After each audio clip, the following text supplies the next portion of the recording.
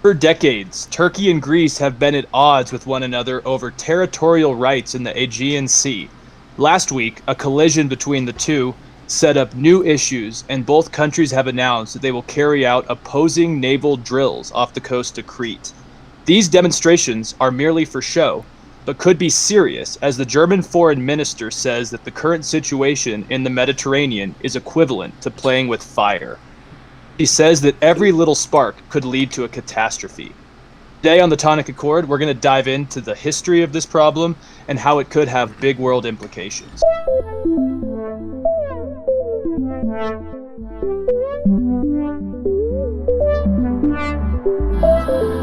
Hey everybody, welcome back to the Tonic Accord. Alex Kapitko here, and I'm joined with Drew Nepley. Drew, how are you, my friend?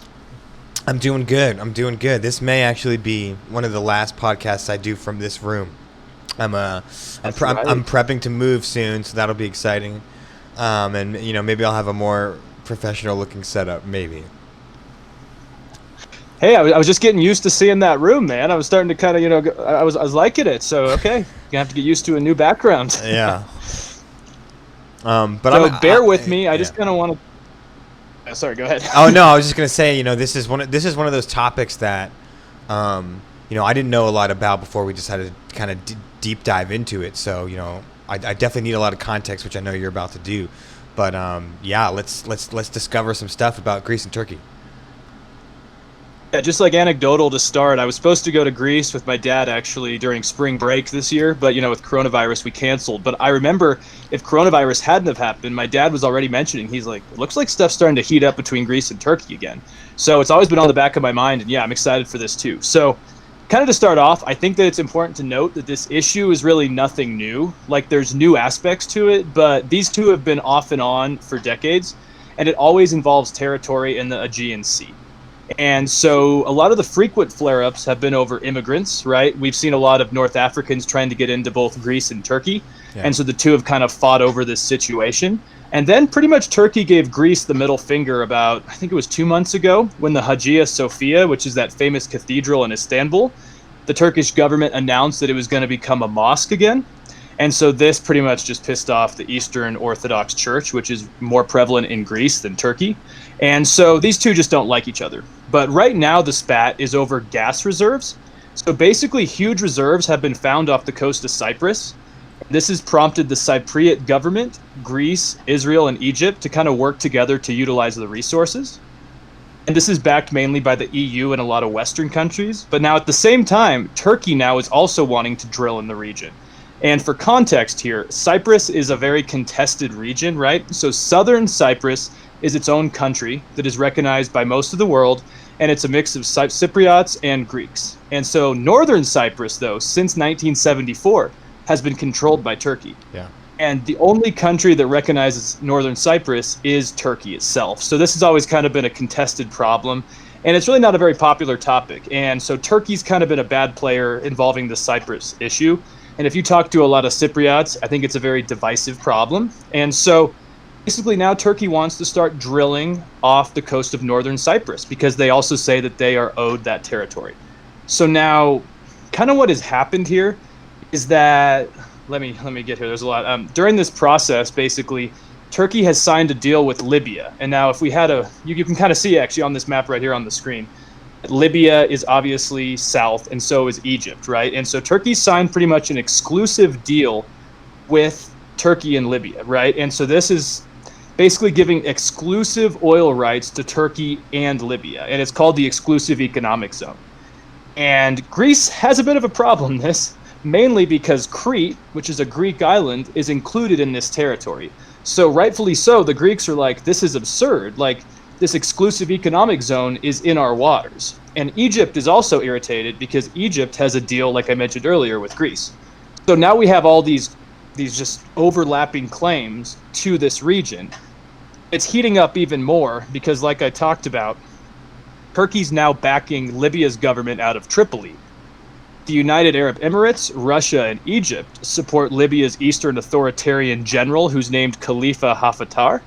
And this is also difficult because France and other EU countries say they don't back this General Haftar, but they almost have to due to regional interests.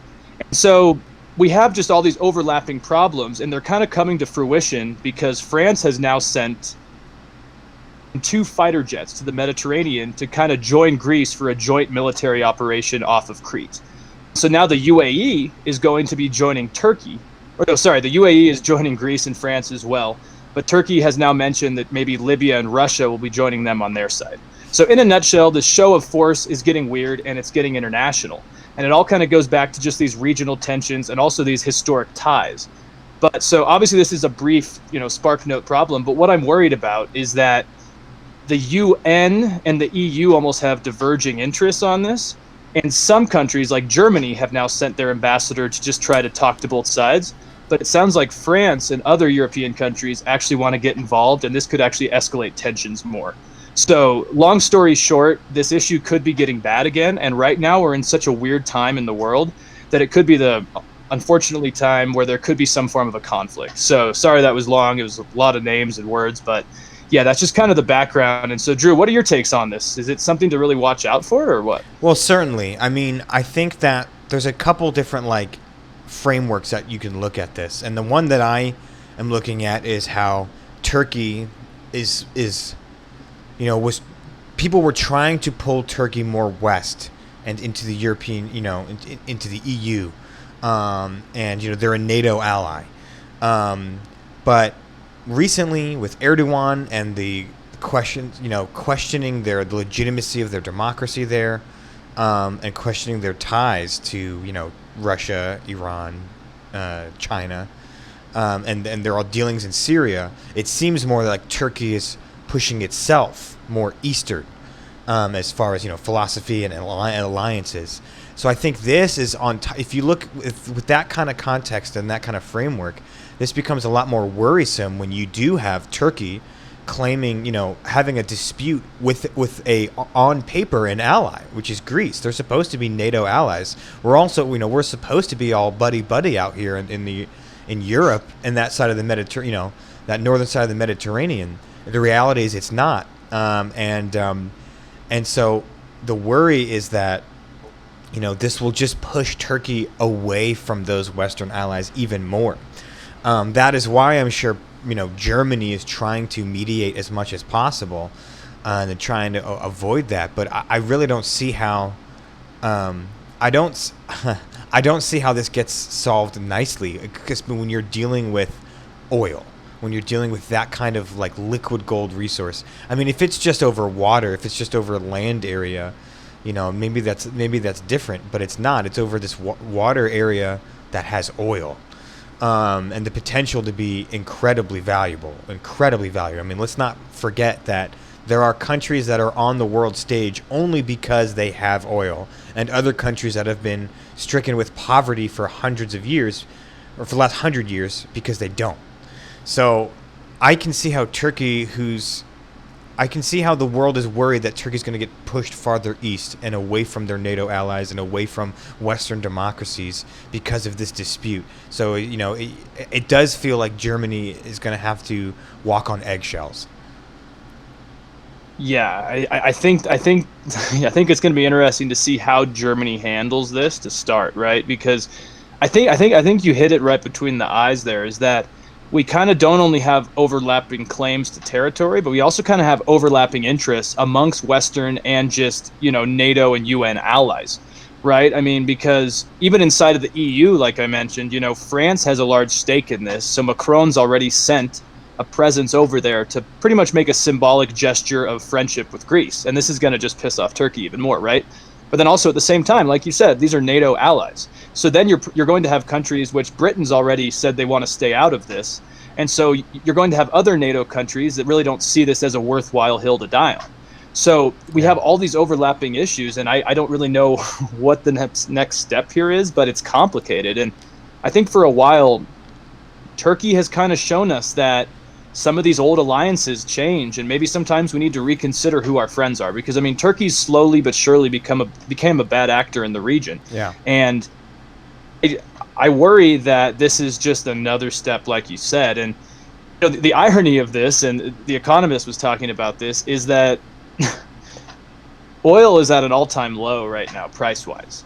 And so it's kind of ironic that they're both so interested in this. And kind of my theory is that because Turkey has silently been having an extremely bad economic crisis pretty much since the 2008 downturn and recession, and it kind of sounds like Erdogan's becoming desperate. And I mean, since the 2008 crisis, like the Turkish lira, which is their currency, has kind of become obsolete because, I mean, as I'm sure you know, the U.S. Federal Reserve kept interest rates low, right, to create an economic recovery. So Turkey binged on cheap dollar loans. And basically, they put these dollars into Turkish firms, into banking, into industry, and into infrastructure. And basically, they had to pay back in dollars while the lira was still declining. Yeah. And so while in other countries like Greece, actually, and Italy and Spain, it was very obvious during the recession that these countries were struggling, Turkey's kind of covered it up. And now it's all coming to the table now. And I think Erdogan's desperate. And I think, obviously there's internal pressure between his government becoming more fundamentalist and more authoritarian. And along with the economy, I think he's scared. So my theory is that he knows they need to make a move like this to start boosting their economy.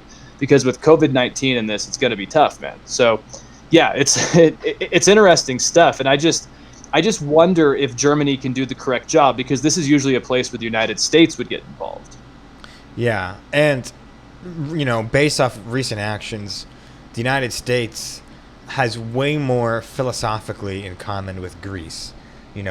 Greece is a solid Western democracy. Obviously it's had economic troubles, but there's no threat of Greece becoming, super buddy with Russia or China. That's not the same with Turkey, right?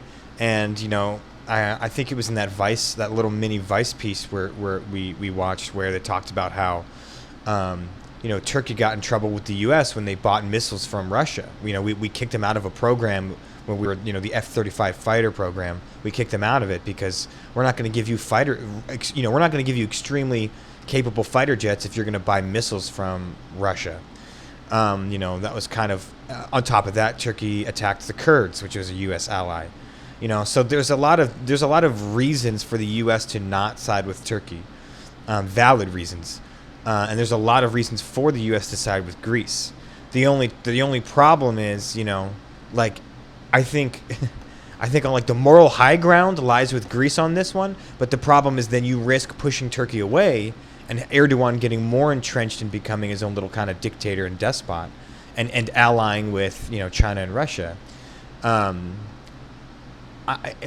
Turkey is in such a weird position, like you said. They've had this economic downturn. Erdogan has become less and less democratic, and I also wonder. I think it was mentioned on the Euronews piece where they talked to a diplomat in Europe, and he had mentioned that. He had mentioned that part of it might be that Erdogan wants to focus his attention on this foreign policy kind of stuff to bring back his nationalist base and kind of skew the conversation to Turkey versus Europe. Europe won't let Turkey have its sovereign rights to drill, so it's us versus them. That kind of narrative is really easy to garner support for, because of course Turkish nationalist people will be for Turkish sovereignty and drilling rights. So he's like, Erdogan himself is shifting the conversation to Turkey versus the EU instead of just Greece, and that can help him. That can help his political clout in his own country.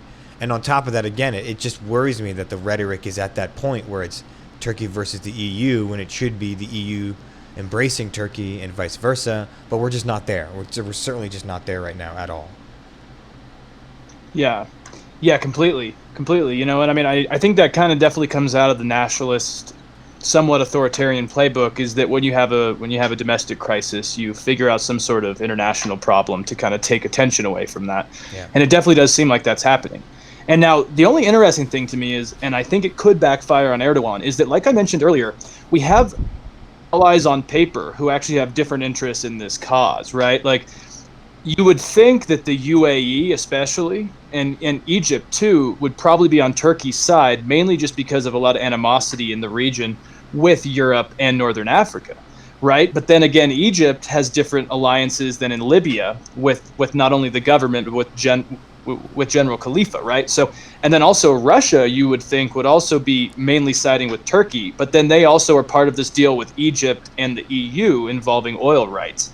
And so it's one of these things where I think we're in one of those times in history where it does seem like there's going to be a realignment of alliances in the world, kind of similar to the early 20th century, right? Kind of in the prelude to World War I, when you do have all these alliances that are fragile, feeble, and could easily be broken. And that's really what worries me more than anything. And, Germany and France, I don't know if they're good arbitrators, mainly because I think Germany's hesitant to kind of get in the driver's seat of leading world problems. Yeah. Just because of their history, and a lot of their international budgets after World War II have been low. And I think they have so many things to focus on at home that it could be tough. And then again, France has a bone to pick with Turkey. So they're definitely not a neutral arbitrator on this. And so I do worry that, I think a lot of Republicans in the U.S. will say it's good what Trump's doing with the U.S., making Europe and other countries handle their own stuff. But in this case, the United States in the 90s was actually an arbitrator in a similar conflict between Turkey and Greece. And this time we are out of it. And it worries me that this could be kind of another example of how the old world order is collapsing because of what the U.S. is doing. And like you mentioned, Turkey is kind of trying to kind of test the waters, see what's going to happen here. And I mean, Turkey is it's always been a very strange country. After the fall of the Ottoman Empire and the rise of the Ataturks, it's always been a democracy, but it sounds like there's somewhat of a neo-Ottoman kind of drive that fuels what Erdogan wants to do. Yeah. And there's a lot of countries that don't only accept that, but also would love that to happen. Yeah, I mean, it certainly feels like Turkey wants to play by its own rules, and because again, for a while, especially post World Wars, Turkey, like the U.S. put its own missiles in Turkey to keep an eye on Russia. It was basically a pawn in the Cold War. I don't, there's definitely a sentiment I get from Erdogan that he's like, no, I'm going to be my own world power. Like, I'm going to step up to the plate. I'm not going to be bossed around by the West or the East. I'm going to do my own thing. That's why he does deals with the U.S. He does deals with Russia. He does deals with China. He takes out whatever rebel groups he deems rebel groups. And so it is this weird thing where it's like you have like almost a despot in the making, but on paper he's a NATO ally. It does make me wonder how, like you said, a realignment of alliances. How long is NATO going to last? Like, especially if the United States, or at least under the Trump administration, has expressed concerns over the NATO alliance and perhaps the funding and, what good is it, right? And then on the other side, right, you have countries like Turkey that just are literally doing sword-rattling naval exercises and airspace intrusions on Greece, which is supposed to be their buddy or ally on paper. Mm-hmm. So it's like all these allies on papers are now like acting less like that, including the United States, including Turkey.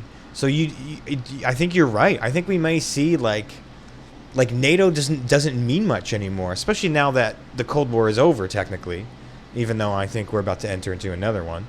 But with China and maybe Russia again. But the real fear-mongering Cold War is over. So I think a lot of sentiment is that NATO is no longer important. When I think it is. I think it's very important. Again, I think it's extremely important. But it seems like some big players don't agree with me. Right. No, and I agree with that. And I think the root of it is kind of what you touched on there, is that I think a lot of our alliances were very transactional during a time of political uncertainty throughout the world. And I think we were down to work with other countries who maybe did not share either ideologies or even stances on how they view the paradigm of the world or where it should be. And I think the further we've gotten away from the Cold War since the late 80s, I think the more apparent it's been that a lot of these people are not our friends. Yeah. And that's why part of it, I do understand the rhetoric from Trump's side, is not all these countries are our friends. Why are we fronting the bill? But it's more complicated than that. And I would argue that the reason why the U.S. has arguably been a good arbitrator for these type of issues is because we don't share the same historical problems that they do, because we're a new country and these are old regions. And the problem is we don't want Greece and Turkey arbitrating this. We don't want France. We don't want a lot of these countries who share the same shared history in the region. And there's a lot of old cultural tensions that have never been addressed. And I think that's why the U.S. has been semi-good at dealing with that. And so stepping away from it means we might just allow these old tensions to flare up again. Yeah, it certainly could mean that. I mean, It is hard, right? Because there's definitely a valid argument. Like, what gives the United States to be the right to be the world police? Yeah. And that is very valid. And again, we haven't always been fair in our judgment of countries as the world power, right? There's a lot of countries hate us for some pretty good reasons, but like you said, we do have a unique position in the world where we don't, we're not tied down by some deep-rooted religious and cultural conflicts, and we can come in and arbitrate some things. And we do arbitrate a lot of issues. People don't realize that our not foreign policy and diplomatic departments do arbitrate a lot of issues, and so I do think it's worth it to keep that up. And I don't know, the more I learn about the global paradigm and foreign politics and global politics, the more I like you said, some people are just not our friends, and you kind of just can't trust some nations. You really can't. On the government level, I'm not talking about the people, for those out there that are getting upset. I'm talking about on a government level. I don't trust the Saudi Arabian princes and that government. I don't trust the Russian government. I don't trust the Chinese government to take what they say at face value. And now Turkey is one of those I would consider. I don't know if I can really trust Erdogan and what he says and what he does. So I do think it's worth being invested and involved in that region. I think again, we watched. I think it was that same. Oh, it was that Vice piece where they talked with an ex-U.S. diplomat to Turkey, and he mentioned that look, the Eastern Mediterranean, Iran is in play, Russia's in play, China's in play. All the big dogs are in play in this region. We have to be there as well to promote Western democracy and good faith diplomacy as much as we can. So I do think we need to take an involvement in this. I trust Germany more than I trust France, like you mentioned. France has some history. France was quick to give fighters to Greece in a response. Again, NATO allies, I understand it. But perhaps if you had Germany and the United States working together to arbitrate something like this, I can see that going a little bit better. Yeah. Yeah, and as well, I guess I would say too, what somewhat alarms me about some of this is that I think France is very inept at dealing with a crisis like this. And I'm not trying to, irritate, if we have any French listeners. I don't think we do, but if we do, I'm not trying to irritate them on this, but France, I feel like Macron is trying to kind of skip the steps and become kind of the new world leader on arbitrating affairs. We've kind of seen in everything from that European stimulus a couple weeks ago to the coronavirus to even dealing with Trump and Brexit. He's kind of tried to spearhead these movements, and I hate to say it, but I don't think France is equipped to deal with it because of history, size, and their own economic and political problems back home. And obviously, every country we've talked about has their political issues back home. But again, like you mentioned, the United States and our allies, we have a diplomatic force that unfortunately has eroded under our current president in the United States. But it's something that's unique and special, and I'm worried that Macron is trying to, and I think it's all in good intentions, I think he's trying to make a message that France is ready to take the flame from the United States here. And I don't think they're ready. And so it is going to be tough. And you're right. It's I almost think back in the day, people would say, well, Turkey's important. It's like one of our only bases in the Middle East. And I understand that sentiment. But now with modern technology and the fact that we have so many bases in Germany, we have bases in all over the Mediterranean. Kuwait. I almost feel like Kuwait. I feel like Turkey is not necessary now, especially if they're down to play us against Russia and utilize both of our not only revenues but resources. I wonder if there is an agreement that can happen where you give Turkey some of the drilling rights, but with the caveat that they have to, do something to be pulled back westwardly. You know what I mean? Because one is, if you had this oil reserves in the Eastern Mediterranean underneath EU control, that then reduces the dependency on the EU from Russian oil, right?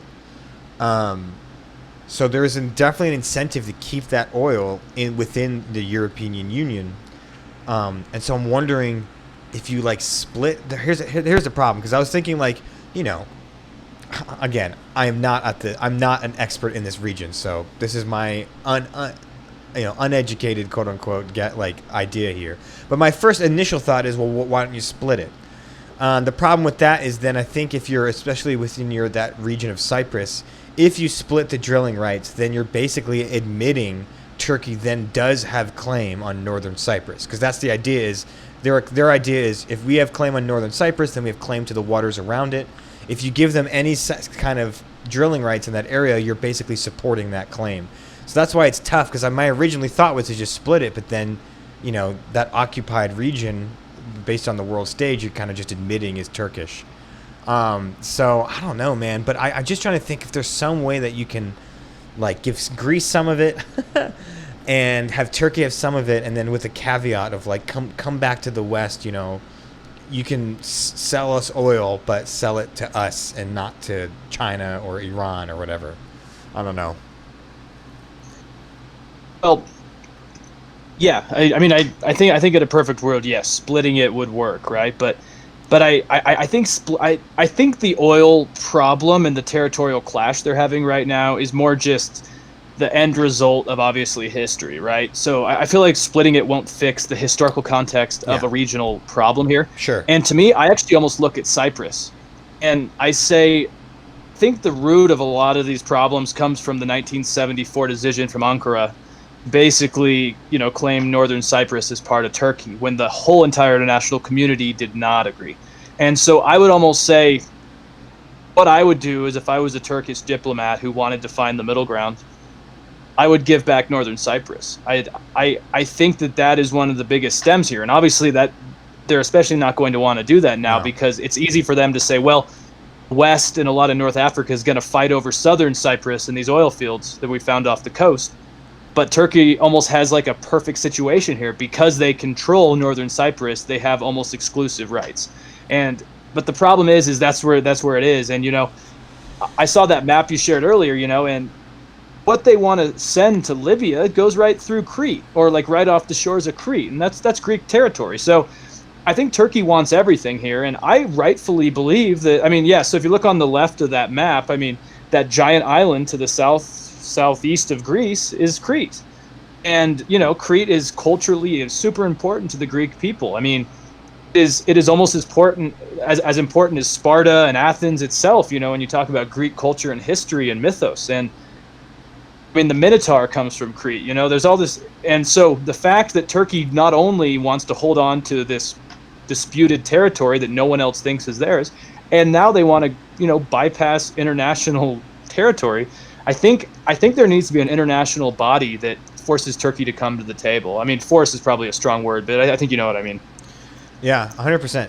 100%. Well, certainly, you know, we don't want escalation, right? Right now it's the sword rattling. It's these naval exercises. There's, you know, fighter jet sorties, but no one's shooting each other yet.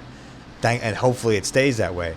So certainly we don't want escalation. And I do think, you know, a big thing to de-escalate is open communication and having people at the table. So I'm glad that Germany, maybe they're not the best equipped for it, but I'm glad they're at least stepping up and trying to get people at the table. They're sending diplomats to Ankara and Turkey, and they're trying to get people to talk. So we'll see what happens. But certainly, who has control over, you know, oil in the Eastern Mediterranean is going to influence things for a while, right? Now, yes, you did mention, you know, oil's at an all-time low, but it won't always be that way.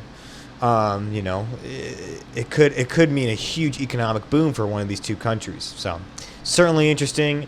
It is crazy how still so many things come down to just who has what resources where, and how that shapes culture and global policy and even domestic politics. Crazy stuff.